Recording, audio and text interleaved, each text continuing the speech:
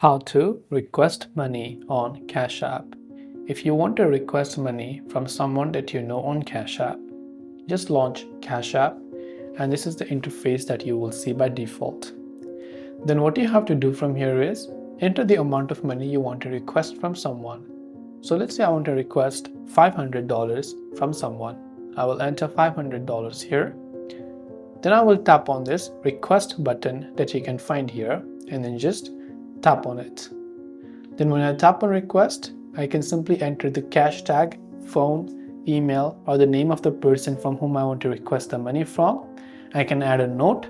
Then I can tap on the request button from the top right hand side to request money from that person. This way I can go ahead and then request money on Cash App. Hope this video helped you out. If you have got any further questions, feel free to also leave them down in the comment section below. As always, thanks for watching till the very end of the tutorial, and see you soon in the next video.